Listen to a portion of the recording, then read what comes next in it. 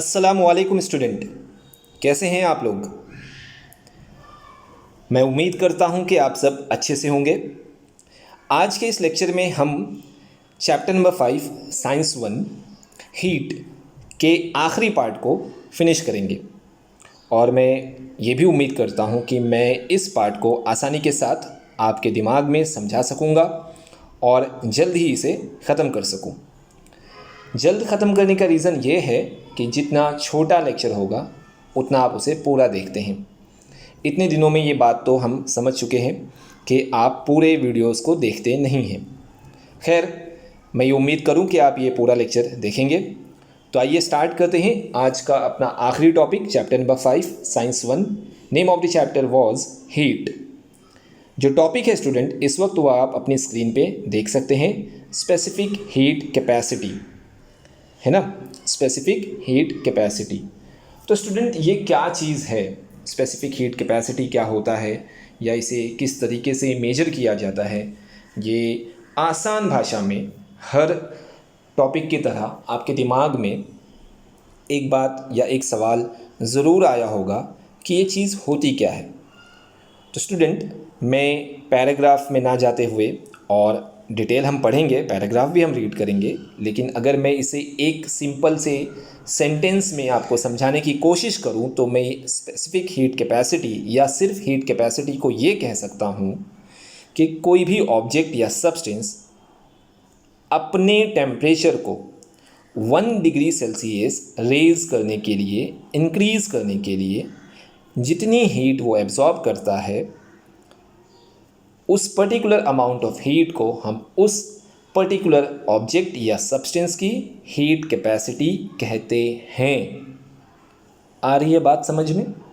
फिर से सुनिए, कोई भी ऑब्जेक्ट या सब्सटेंस, ऑब्जेक्ट या सब्सटेंस दोनों एक ही होता है, कोई भी ऑब्जेक्ट अपने टेम्परेचर को 1 डिग्री सेल्सियस, है ना, 1 डिग्री सेल्सियस राइज करने के लिए या इंक्रीज़ करने के लिए कितना अमाउंट ऑफ हीट वो एब्जॉर्ब करेगा, उस पर्टिकुलर अमाउंट ऑफ हीट को हम उस पर्टिकुलर ऑब्जेक्ट का हीट कैपेसिटी कहते हैं।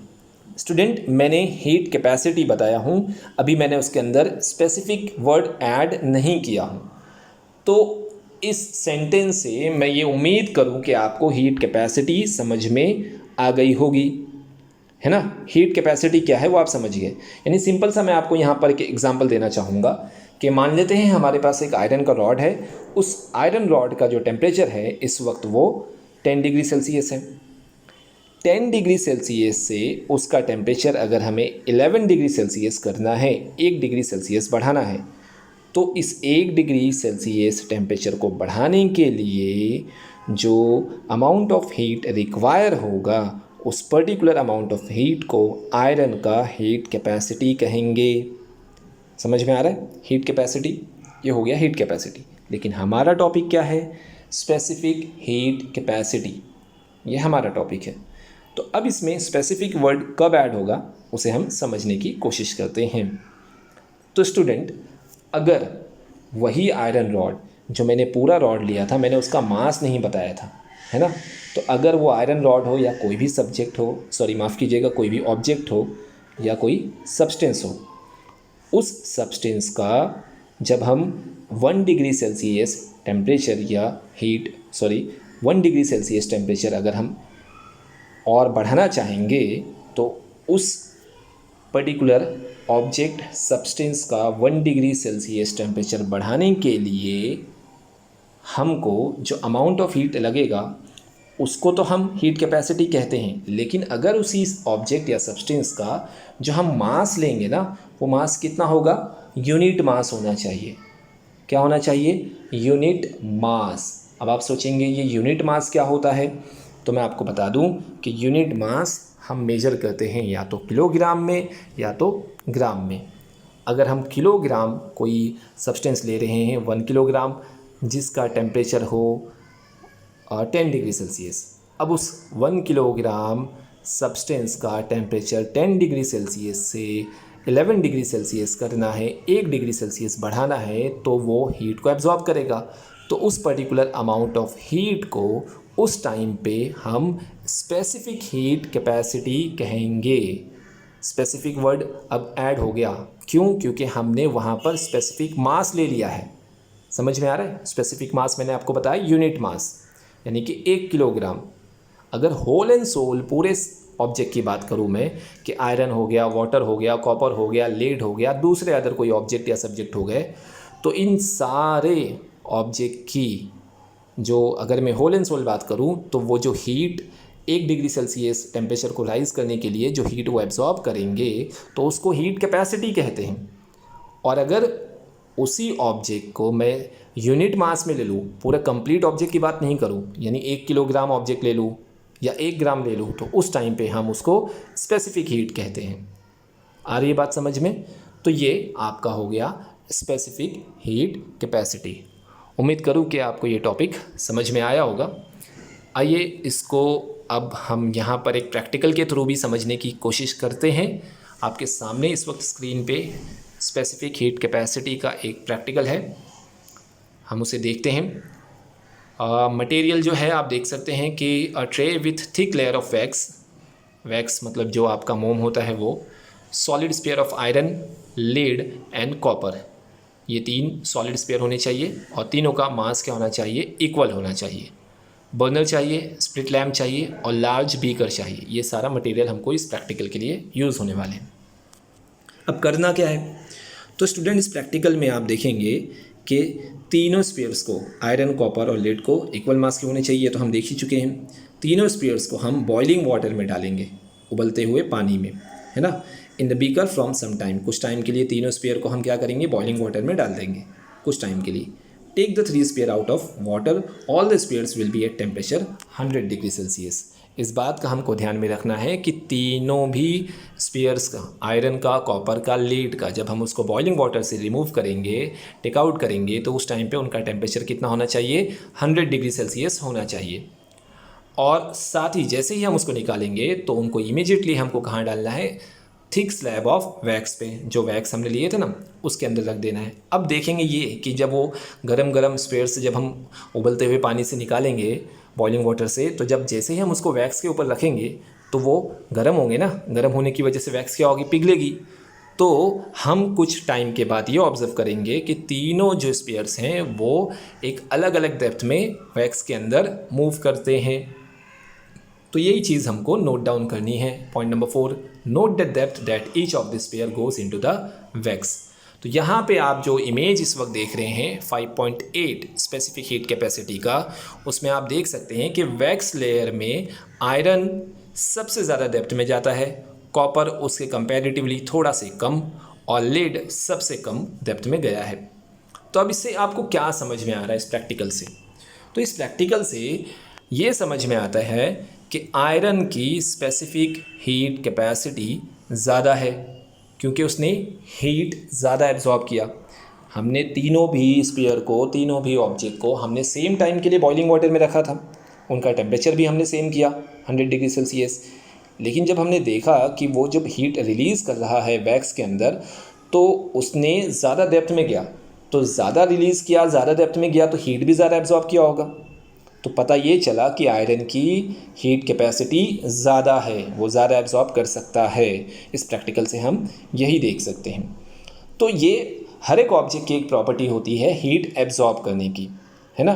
तो जो कैपेसिटी है, हीट कैपेसिटी है, उसे मैं हीट एब्जॉर्ब करने की कैपेसिटी भी कह सकता हूँ कि कोई ऑब्जेक्ट या कोई पर्टिकुलर सब्सटेंस कितना हीट एब्जॉर्ब करता है, कितने डिग्री सेल्सियस बढ़ाने के लिए? 1 डिग्री सेल्सियस टेम्परेचर को बढ़ाने के लिए, है ना। तो उस पर्टिकुलर ऑब्जेक्ट की हीट कैपेसिटी होती है। और अगर हम उस पर्टिकुलर ऑब्जेक्ट का मास, यूनिट मास ले लें, यानी यूनिट मास का टेम्परेचर 1 डिग्री सेल्सियस बढ़ाना हो, तो उस टाइम पे हम स्पेसिफिक हीट कहते हैं। दोनों भी सेम है, हीट कैपेसिटी और स्पेसिफिक हीट कैपेसिटी सेम है। डिफरेंस सिर्फ ये है कि heat capacity whole and sole complete object के लिए माना जाता है और स्पेसिफिक हीट कैपेसिटी उसी ऑब्जेक्ट के यूनिट मास के लिए माना जाता है। आ रही है बात समझ में? तो ये था आपका प्रैक्टिकल, जिसमें ये प्रॉपर्टी दिखाई गई है कि हर एक ऑब्जेक्ट कुछ ना कुछ हीट को क्या करता है? एब्जॉर्ब करता है। आइए फटाफट इसी प्रैक्टिकल से रिलेटेड और स्पेसिफिक हीट कैपेसिटी से रिलेटेड जो भी पैराग्राफ है उसे भी रीड करके जल्दी से ख़त्म करते हैं। The sphere which absorb more heat from the water will give more heat to wax, ये हम सब जानते हैं। तो वो आयरन हमारे एग्जाम्पल में हम देख चुके हैं उसको, कि जो ज़्यादा हीट एब्जॉर्ब करेगा वो ज़्यादा हीट देगा। मोर वैक्स विल दस melt and the spear will go deeper in the wax, तो ज़्यादा मोम जो है वो पिघलेगी और वो स्पीयर जो ज़्यादा हीट रिलीज़ करेगा वो ज़्यादा डीप में जाएगा। It can be observe that the iron sphere goes deepest into the wax, हमने ये ऑब्जर्व किया है कि आयरन स्पीयर सबसे ज़्यादा डीपेस्ट लेयर के अंदर जाएगा। Lead sphere goes the least and copper sphere goes to intermediate depth, copper in between रहेगा और लीड सबसे लेस डेप्थ में जाएगा और सबसे ज़्यादा जो डीपर डेप्थ में जाएगा वो आयरन होगा। ये प्रैक्टिकल हम ऑब्जर्व कर चुके हैं। This shows that for equal rise in temperature the three sphere have absorb different amount of heat, हमने तीनों का टेम्परेचर कितना रखा था 100 डिग्री सेल्सियस, है ना। राइज इन टेम्परेचर सेम किया, लेकिन तीनों ने अलग अलग अमाउंट ऑफ हीट को क्या किया, एब्जॉर्ब किया। This means that the property which determines the amount of heat absorb by a sphere is different for the three sphere. हर एक ऑब्जेक्ट की क्या होती है, हीट एब्जॉर्बिंग कैपेसिटी जो होती है वो अलग होती है। इससे हमको समझ में आ रहा है ना। तो इसी प्रॉपर्टी को, this property is called the specific heat capacity, यानी कि हम ये कह सकते हैं कि कोई भी ऑब्जेक्ट जो हीट एब्जॉर्ब करने की उसकी जो प्रॉपर्टी होती है वो उसी को हम हीट कैपेसिटी कहते हैं। अब उसमें स्पेसिफिक वर्ड कब ऐड हो जाता है, जब हम उसको यूनिट मास में हीट एब्जॉर्ब करेंगे तब। आइए उसका डेफिनेशन देखने की कोशिश करते हैं या उसको डिफाइन करने की कोशिश करते हैं। तो कुछ इस तरह से डार्क ब्लैक लाइन को आप ऑब्जर्व करेंगे। The amount of heat energy required to raise the temperature of unit mass, ये वर्ड देख रहे हैं ना आप, यूनिट मास। मैंने आपको थोड़ी देर पहले समझाया था कि यूनिट मास जब हम लेंगे, अब यूनिट मास दो तरीके से हो सकता है। अगर हम CGS यूनिट में लें तो वो ग्राम में होगा, अगर हम SI यूनिट में लें तो वो किलोग्राम में होगा। तो यूनिट मास, किसी भी ऑब्जेक्ट के यूनिट मास का टेम्परेचर अगर हमें बढ़ाना है, कितना बढ़ाना है, बाय 1 डिग्री सेल्सियस, तो इसको राइज करने के लिए जो अमाउंट ऑफ हीट रिक्वायर होगा उस पर्टिकुलर अमाउंट ऑफ हीट को हम उसी ऑब्जेक्ट का specific heat of particular object कहते हैं। Specific heat capacity of that object का नाम दिया जाएगा। तो अब मैं ये उम्मीद करूं कि आपको डेफिनेशन समझ में आ गया होगा और क्या डिफरेंस है स्पेसिफिक हीट कैपेसिटी में और सिर्फ हीट कैपेसिटी। तो heat capacity whole and sole on object के लिए होती है, मैं दूसरी तीसरी बार रिपीट कर रहा हूँ, और स्पेसिफिक हीट कैपेसिटी एक पर्टिकुलर मास के लिए होती है, यूनिट मास के लिए होती है। और अगर आप रफ लैंग्वेज में इसको सिर्फ ऐसे ही याद करने की कोशिश करें कि सर स्पेसिफिक हीट कैपेसिटी या हीट कैपेसिटी क्या है, तो हीट एब्जॉर्ब करने की कैपेसिटी को ही हम हीट कैपेसिटी कहते हैं। आ रही बात समझ में, ये है स्पेसिफिक हीट कैपेसिटी।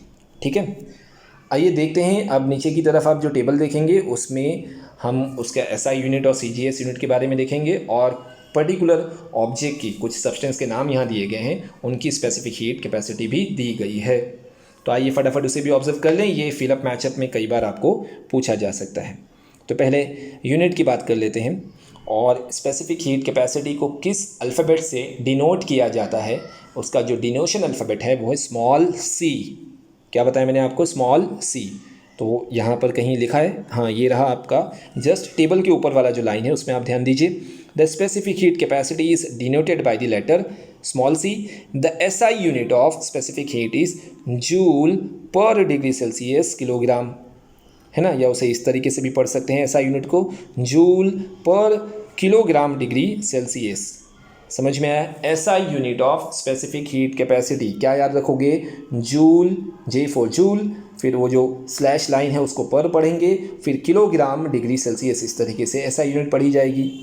और CGS यूनिट बिल्कुल आसान है, CGS में हीट की जो हमने देखा था वो कैलोरी होता है, तो कैलोरी पर ग्राम डिग्री सेल्सियस ये इसका CGS यूनिट हो जाएगा। तो यहाँ से हमको दोनों यूनिट्स भी मिल गए, SI यूनिट मिल गया स्पेसिफिक हीट कैपेसिटी की, और CGS भी मिल गया, है ना। ध्यान रखेंगे आप लोग इसको, फिलअप मैचअप में कई बार पूछा जाता है और कई बार जब न्यूमेरिकल सॉल्व होगा तो उसमें भी इसका यूज़ किया जाएगा। फटाफट इस टेबल को भी देख लो आप लोग। सब्सटेंस वाटर है और 8 सब्सटेंस की यहाँ पर स्पेसिफिक हीट दिया गया है। अगर हम स्पेसिफिक हीट कैपेसिटी अगर देखें तो सबसे ज़्यादा वाटर का है 1.0 कैलोरी पर ग्राम डिग्री सेल्सियस और सबसे कम यहाँ पर मर्क्यूरी का है। यानी कि वाटर की हीट एब्जॉर्बिंग कैपेसिटी सबसे ज़्यादा होती है। इसीलिए स्टूडेंट मैं आपको एक ऐसी जनरल इन्फॉर्मेशन दे रहा हूँ कि वाटर को ही आग बुझाने के लिए इस्तेमाल किया जाता है, सही ना, क्योंकि वो हीट क्या करता है, ज़्यादा एब्जॉर्ब कर लेता है। तो जैसे ही वो आग पे पानी पड़ेगा तो वो आग में से, फ्लेम्स में से जो हीट है वो खुद ही एब्जॉर्ब कर लेगा, है ना, और जो फ्लेम्स होती है उसकी हीट क्या हो जाती है, कम हो जाती है। तो यहाँ पर हमको समझ में आ रहा होगा कि ये स्पेसिफिक हीट क्या होता है या हीट कैपेसिटी क्या है। हीट एब्जॉर्बिंग कैपेसिटी, कई बार रिपीट कर चुका हूँ, ध्यान में आ जाना चाहिए आपको। हीट एब्जॉर्बिंग कैपेसिटी, कितना वो हीट एब्जॉर्ब कर सकता है, ठीक है। तो सबसे ज़्यादा किसका है, 1.0 कैलोरी पर ग्राम डिग्री सेल्सियस वाटर का। फिर उसके नीचे पैराफिन, पैराफिन आप एक तरीके का वैक्स टाइप का लिक्विड होता है, उसे ही कहोगे, 0.54। कैरोसिन जो है वो आपका मिट्टी का तेल, 0.52 कैलोरी पर ग्राम डिग्री सेल्सियस। एल्यूमिनियम 0.215, उससे कम। उसके बाद आयरन की बात करें तो वो एल्यूमिनियम से भी कम है, 0.110 कैलोरी पर ग्राम डिग्री सेल्सियस।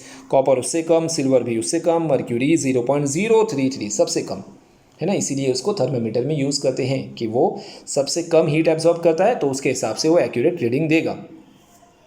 अब ये सारे स्पेसिफिक हीट और एसआई यूनिट और उस टॉपिक को समझने के बाद हम आगे की तरफ मूव करते हैं। और यहाँ जो 68 पे जो लास्ट वाला ये जो दो आप पैराग्राफ देख रहे हो, ये स्पेसिफिक हीट कैपेसिटी या किसी ऑब्जेक्ट ने कितना हीट एब्जॉर्ब किया है या कितना हीट रिलीज़ किया है, उसको कैलकुलेट करने के फॉर्मूले यहाँ पर दिखाए गए हैं, है ना। हम सब जानते हैं कि स्पेसिफिक हीट को हम किससे, स्मॉल अल्फ़ाबेट सी से डिनोट करते हैं, है ना। अब किसी ऑब्जेक्ट जो होगा उसका मास भी तो होगा, तो उसका मास क्या होगा, स्मॉल m। और टेम्परेचर ऑफ द ऑब्जेक्ट जो बढ़ा है, मान लेते हैं कि अगर वो 5 डिग्री सेल्सियस से 10 डिग्री सेल्सियस बढ़ गया, 5 से कितना हो गया 10, तो राइज इन टेम्परेचर कितना हुआ, पहले कितना था 5, अब कितना हो गया 10, तो राइज इन टेम्परेचर कितना हो रहा है, 5 डिग्री का डिफरेंस आया ना। तो उसको हम यहाँ पर इंडिकेट करेंगे डेल्टा टी से। डेल्टा टी यहाँ पर इस वक्त आप अपने स्क्रीन पे देख सकते हैं, जो ट्राइंगल और टी बना हुआ है ना, उसको डेल्टा टी पढ़ा जाता है ना। तो उसको हम लोग उस डेल्टा टी को यूज़ करते हैं चेंज इन टेम्परेचर दिखाने के लिए। तो m जो होगा वो उस पर्टिकुलर ऑब्जेक्ट का मास होगा, c जो होगा वो स्पेसिफिक हीट कैपेसिटी होगी, और चेंज इन टेम्परेचर जो होगा वो डेल्टा टी होगा। अगर हम इन तीनों को आपस में मल्टीप्लाई करें तो उस पर्टिकुलर ऑब्जेक्ट ने कितना हीट एब्जॉर्ब किया है वो हमें मिल सकता है, हम उसको कैलकुलेट कर सकते हैं। और पर्टिकुलर हीट को, ऑब्जेक्ट की पर्टिकुलर हीट को हम कैपिटल Q से डिनोट करते हैं, ध्यान से, कैपिटल Q। तो यहाँ जो फॉर्मूला बनेगा वो कुछ इस तरह से होगा, Q is equal to m multiply by C multiply by delta T, या हम उसे एक साथ ऐसे भी पढ़ सकते हैं, Q is equal to M C delta T. आ रही बात समझ में? तो आइए इस पैराग्राफ को जल्दी से देख लें। If specific heat of an object is C, the mass of the object is m, and if the temperature of the object is raised bye delta T, यहाँ पर टेम्परेचर बढ़ रहा है ना, तो उस टाइम पे हीट एनर्जी एब्जॉर्ब हुई होगी ना, जब वो टेम्परेचर बढ़ रहा है तो कितना एब्जॉर्ब हुआ है, कितना हीट एनर्जी बढ़ा है, उसको कैलकुलेट करने के लिए फॉर्मूला बनेगा capital Q is equal to m multiply by C multiply by delta T. Delta T का मतलब होता है राइज इन टेम्परेचर या चेंज इन टेम्परेचर, और वो मैंने आपको एग्जांपल के ज़रिए समझाया कि अगर पहले वो 5 डिग्री था, अब वो बढ़न हीट देने की वजह से 10 डिग्री सेल्सियस हो गया है, तो दोनों में डिफरेंस कितना है, 5 डिग्री। तो आप 10 नहीं लिखोगे ना, आप समझ में आ रहा है, आप क्या लिखोगे, 5 लिखोगे, जितना बढ़ा उतना लिखना पड़ता है। तो ये हो गया आपका फॉर्मूला। बिल्कुल उसी तरीके से कोई टेम्परेचर, माफ़ कीजिएगा, कोई सब्सटेंस या कोई ऑब्जेक्ट हीट क्या करता है, रिलीज़ भी करता है ना, तो उसका टेम्परेचर क्या होगा, डाउन होगा। तो उसने कितनी हीट रिलीज़ किया है या कितनी हीट डाउन किया है वो भी कैलकुलेट हम इसी फॉर्मूले से कर सकते हैं, है ना। तो उस वक्त भी फॉर्मूला क्या होगा, Q is equal to M C multiply by change in temperature यानी डेल्टा टी। तो in the same way In the same way, if specific heat of an object is C, the mass of the object is m, and if the temperature of the object is decreased, word देखिए यहाँ पर change हुआ है, पहले increase होगा, अब यहाँ decrease हो गया, डिक्रीज बाय डेल्टा टी। तो हम अगर मान लेते हैं कि 15 डिग्री सेल्सियस से टेम्परेचर हम कम कर रहे हैं और वो आ गया 5 डिग्री सेल्सियस पे, तो कितने का डिक्रीमेंट हुआ है ना, 5 का नहीं हुआ, डिक्रीमेंट कितने का हुआ, 15 से 5 पे आया तो 10 का डिक्रीमेंट हुआ। तो वहाँ पर हम लिखेंगे m multiply by C multiply by change in temperature 10 degree Celsius. Then वो कितना एनर्जी जो है, हीट एनर्जी जो है वो लॉस्ट हुआ है ऑब्जेक्ट से, वो हम इस फॉर्मूले से कैलकुलेट कर सकते हैं। Q is equal to, capital Q is equal to m multiply by C multiply by change in temperature.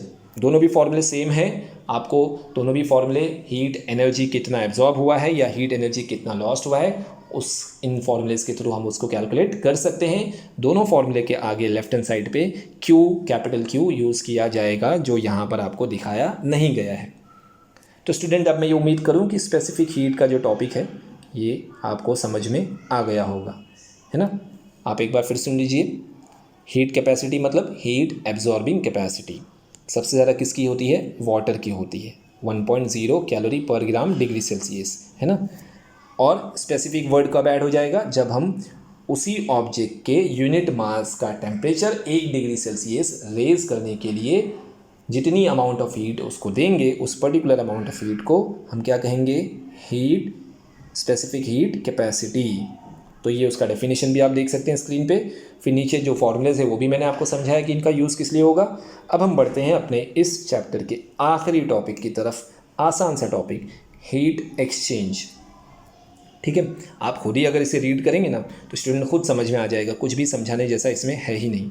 Heat exchange simple सी बात है, हम सब जानते हैं कि अगर हम किसी भी दो ऐसे ऑब्जेक्ट लें, एक हॉट ऑब्जेक्ट होगा, एक कोल्ड ऑब्जेक्ट होगा, और उसको हम आइसोलेटेड करके रखें। आइसोलेटेड मतलब कुछ किसी ऐसे जगह रखें जहाँ पर एटमॉस्फेयर की हीट का या एटमॉस्फेयर के टेम्परेचर का उन दोनों ऑब्जेक्ट पे कोई इफ़ेक्ट ना हो, ना तो वो अपनी हीट को एटमॉस्फेयर में रिलीज़ करे, ना एटमॉस्फेयर की हीट या एनर्जी अंदर की तरफ आए। तो उस दोनों ऑब्जेक्ट को अगर हम आइसोलेटेड सिस्टम में रखें तो हॉट ऑब्जेक्ट हीट क्या करेगा, रिलीज़ करेगा, और कोल्ड ऑब्जेक्ट क्या करेगा, हीट गेन करेगा। तो आप ये देखोगे कैलकुलेशन के थ्रू कि जितना हॉट ऑब्जेक्ट ने हीट रिलीज़ किया है उतना ही कोल्ड ऑब्जेक्ट हीट क्या करता है, गेन करता है, और दोनों का क्या आता है, इक्वल अमाउंट ऑफ हीट आपको वहाँ पर ऑब्जर्व हो जाएगा। तो इसी को हीट एक्सचेंज कहते हैं, है ना। तो आप इसको यहाँ पर नीचे की तरफ डार्क ब्लैक लाइन में देख भी सकते हैं। Heat energy lost by the hot object is equal to heat energy gain by the cold object. This is called as principle of heat exchange. यही है प्रिंसिपल ऑफ हीट एक्सचेंज। जितना hot object heat energy lost करेगा उतना ही heat energy cold वाला object gain करेगा। दोनों का heat amount of heat energy जो होता है वो सेम होता है, हाँ, अगर बाहर वाले एटमॉस्फेयर का इफेक्ट ना हो तब। इसलिए मैंने पहले ही कहा था कि इसको हम कहाँ रखें, आइसोलेटेड सिस्टम में। ठीक है, तो अब ये प्रिंसिपल ऑफ हीट एक्सचेंज जो है वो आपको आसानी से समझ में आ गया होगा। इसे अगर आप पैराग्राफ वाइज देखना चाहें तो आपका फर्स्ट वाला पैराग्राफ जो है उसकी आप 8वीं या 9वीं लाइन आप उसको ऑब्जर्व करें, वहाँ पर आपको ये चीज़ समझ में आ जाएगी। स्टार्ट से भी आप रीड कर सकते हैं। तो पहले मैं आपको ये 8वीं लाइन जो है वो पढ़ के बताता हूँ कि ये कैसे यहाँ पर प्रैक्टिकल के थ्रू समझाया गया है।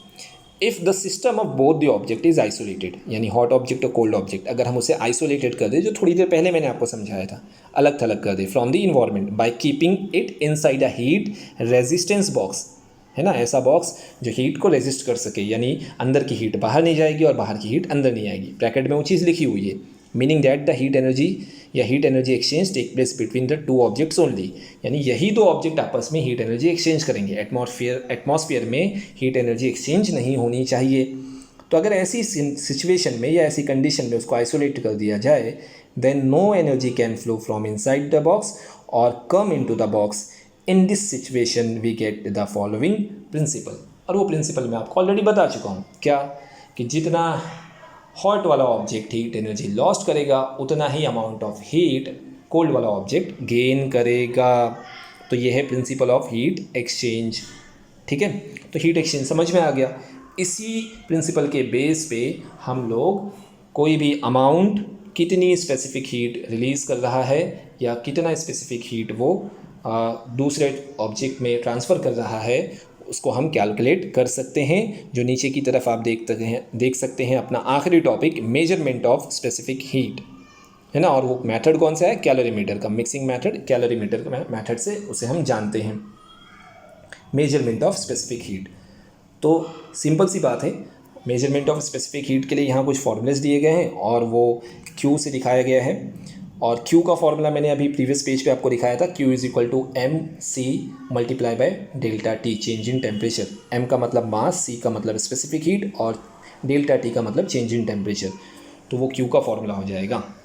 अब मेजरमेंट ऑफ स्पेसिफिक हीट, अगर जैसे कि हम कैलोरीमीटर के मेथड को यूज़ करें तो मिक्सिंग मेथड का नाम भी दिया जाता है उसे। उस टाइम पे कैलोरीमीटर वाला जो फार्मूला होगा, उस टाइम पे फार्मूला ये होगा कि heat lost by hot object. जो भी हॉट ऑब्जेक्ट होगा वो कैलोरीमीटर के वाटर में रखा जाता है ना। ये मैं आपको थोड़ा सी वीडियो कोशिश करूँगा कि ऐड कर दूँ, आपको कैलोरीमीटर का जो स्ट्रक्चर है वो भी समझ में आ जाएगा। 9th में ऑलरेडी थोड़ा बहुत आपको बताया गया है। तो यहाँ पर अगर आप डायरेक्टली थर्ड वाला फार्मूला देखें, Q is equal to Q1 plus Q2, उस फॉर्मूले से मैं आपको ये measurement of specific heat calorimeter का जो मेथड है वो समझाने की कोशिश कर रहा हूँ। ध्यान दीजिए, heat lost by the hot object. तो कैलोरीमीटर के वाटर में हम हॉट ऑब्जेक्ट रखते हैं, वो हॉट ऑब्जेक्ट जो भी होगा वो हीट क्या करेगा, लॉस्ट करेगा। तो कुछ हीट कौन गेन करेगा, water, heat gain by water जिसे Q1 दिया गया है ना। और कुछ हीट क्या, heat gain by the calorimeter भी तो है ना, वो भी क्या करेगा, गेन कर लेगा। तो टोटल जो हीट लॉस्ट हुई है वो कुछ वाटर ने एब्जॉर्ब कर लिया और कुछ कैलोरीमीटर ने एब्जॉर्ब कर लिया। तो दोनों का Q1 प्लस Q2, दोनों का जो हीट एब्जॉर्ब हुई है वो दोनों को प्लस करेंगे और जो अमाउंट आएगा वो heat lost by the hot object जो है उसको इक्वल रहेगा।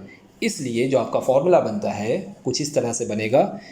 नीचे की तरफ आप देखेंगे Q is equal to Q1 plus Q2, यानी अगर उसे स्टेटमेंट वाइज लिखा जाए तो कुछ ऐसे होगा, heat lost by the hot object is equal to heat gain by the water plus heat gain by the calorimeter. दोनों की हीट को प्लस करेंगे तब वो हॉट ऑब्जेक्ट की हीट को बराबर होगा। इसी फॉर्मूले का यूज़ करके हम measurement of specific heat calorimeter के मेथड से उसको कैलकुलेट कर सकते हैं, है ना। तो यहाँ पर ये जो फॉर्मूलेज या जो ये मेजरमेंट का मेथड आपको दिया गया है, ये दिया ही इसीलिए गया है कि हम कैलोरीमीटर को मेथड को यूज़ करके न्यूमेरिकल सॉल्व कर सकें। आप नीचे की लाइन देखिए, फॉर्मूले की नीचे वाली line, using these equations if the specific heat of water and the calorimeter are known the specific heat of the solid object can be calculated. तो ये सारी इक्वेशन या फॉर्मूलेज यूज़ करके हम न्यूमेरिकल को सॉल्व करेंगे। तो आज के टॉपिक में या आज के लेक्चर में स्टूडेंट मैं आपको इतना बता दूं, एंड ऑफ द लेक्चर मैं आपको ये रिवाइज कर दूं कि हमने स्टार्ट किया था स्पेसिफिक हीट कैपेसिटी से, है ना। स्पेसिफिक हीट कैपेसिटी यानी मैंने आपको बताया कि उसे हम दो तरीके से देखते हैं। एक होता है हीट कैपेसिटी जो कंप्लीट होल एंड सोल पूरे ऑब्जेक्ट के लिए होता है, और अगर हम उसी ऑब्जेक्ट के यूनिट मास का टेम्परेचर 1 डिग्री सेल्सियस बढ़ाने की कोशिश करें तो जितना हीट एनर्जी एब्जॉर्ब हो जाएगा उस एब्जॉर्ब हीट को हम स्पेसिफिक हीट कहेंगे अगर यूनिट मास के लिए है तो, और पूरे के लिए है तो हम उसे हीट कैपेसिटी कहते हैं। तो ये तो पहला टॉपिक हो गया। और कितना डिग्री बढ़ाना होगा वो आपको 1 डिग्री ही यहाँ पर लिया जाता है। तो ये चीज़ें हीट कैपेसिटी में, और एक प्रैक्टिकल भी हमने इसके लिए देखा था ये वाला। उसके बाद हमने यहाँ नीचे की तरफ दो फॉर्मूले देखे कि कितना हीट एनर्जी वो गेन कर रहा है ना, कितना हीट एनर्जी उसने एब्जॉर्ब किया है। उसके लिए हमको Q is equal to M multiply by C multiply by delta T। मैंने अभी आपको इन सबके फुल फॉर्म बताया। Q का मतलब होगा हीट, M का मतलब होता है मास ऑब्जेक्ट का, C का मतलब होता है उस ऑब्जेक्ट की स्पेसिफिक हीट, और चेंज इन टेम्परेचर। ये तीनों को मल्टीप्लाई करोगे तो कितना हीट क्या हुआ एब्जॉर्ब वो मिल जाएगा आपको। उसके बाद कितना हीट लॉस्ट हुआ है वो भी हमको सेम फॉर्मूले से मिल जाता है। फिर इसके बाद इतना कवर करने के बाद हम हीट एक्सचेंज का जो प्रिंसिपल है वो हमने देखा था कि अगर हम किसी भी दो ऐसे ऑब्जेक्ट को रखें जो जिसमें से एक हॉट ऑब्जेक्ट हो और एक कोल्ड ऑब्जेक्ट हो, आइसोलेटेड करके रखें, एटमॉस्फेयर पे उसका कोई इफेक्ट ना जाए या एटमॉस्फेयर का कोई इफेक्ट इन पर ना आए, ना अंदर की हीट बाहर ना बाहर की हीट अंदर, तो उस टाइम पे ये दोनों ही आपस में हीट एक्सचेंज करेंगे। और प्रिंसिपल देखने में ये आता है कि heat energy lost by the hot object is equal to heat energy gained by the cold object. इसी को हम कहते हैं principle of heat exchange. Simple सी टॉपिक है ना। उसके बाद ये लास्ट वाला टॉपिक जो हमने देखा था अभी, मेजरमेंट ऑफ स्पेसिफिक हीट, कैसे स्पेसिफिक हीट को मेजरमेंट करते हैं। कैलोरीमीटर का मेथड यहाँ यूज़ किया जाता है। तो कैलोरीमीटर में हम सब जानते हैं कि उस हॉट ऑब्जेक्ट को पानी में रखा जाता है। तो वो हॉट ऑब्जेक्ट अब क्या करेगा, पानी में हीट रिलीज करेगा तो कुछ अमाउंट ऑफ हीट पानी एब्जॉर्ब कर लेगा और कुछ amount of heat calorimeter absorb कर लेगा। तो जो हॉट ऑब्जेक्ट ने हीट को रिलीज़ किया है वो दो जगह बढ़ गई, एक कैलोरीमीटर में चली गई और एक वाटर में चली गई। तो दोनों को हम क्या करेंगे, प्लस करेंगे। तो जो प्लस करके आंसर आएगा वो उस हॉट ऑब्जेक्ट की रिलीज़ वाली हीट के बराबर होगा।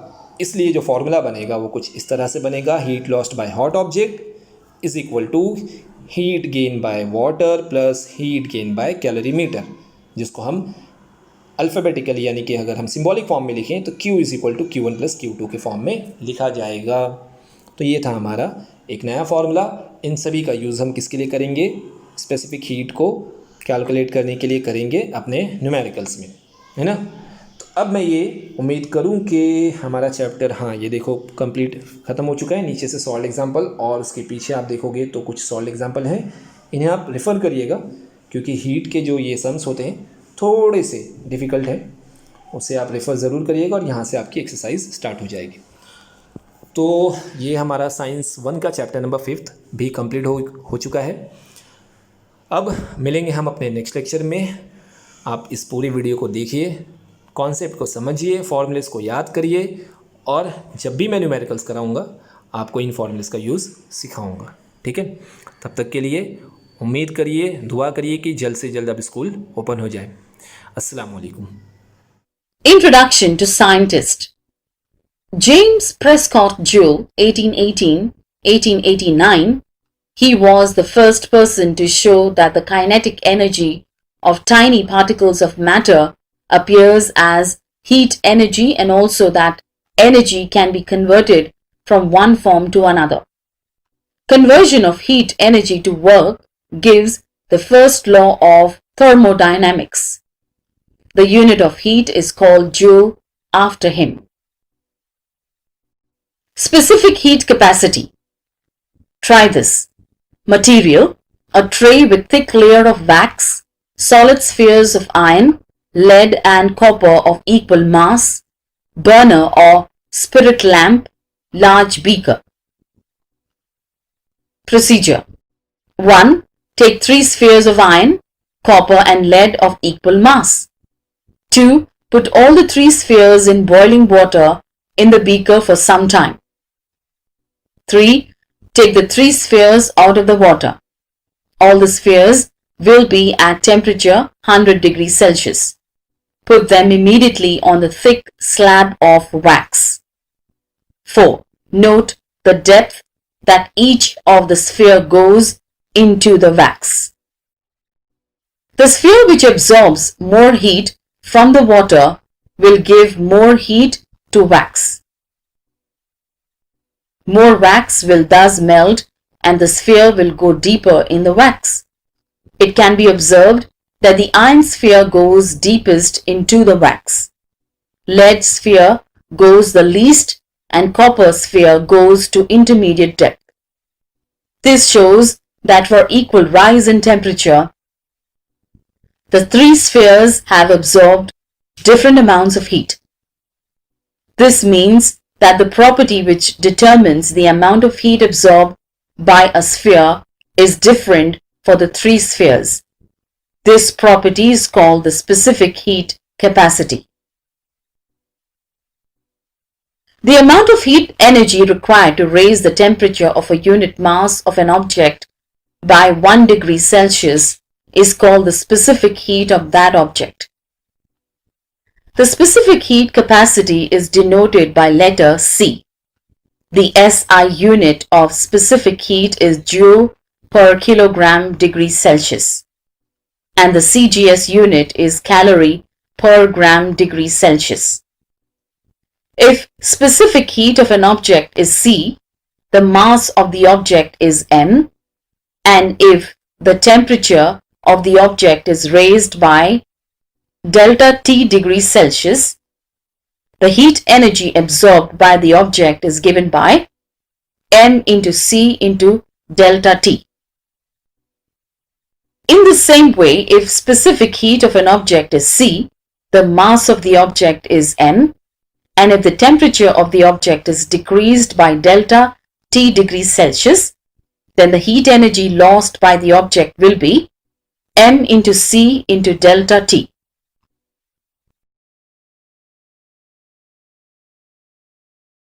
Calorimetry.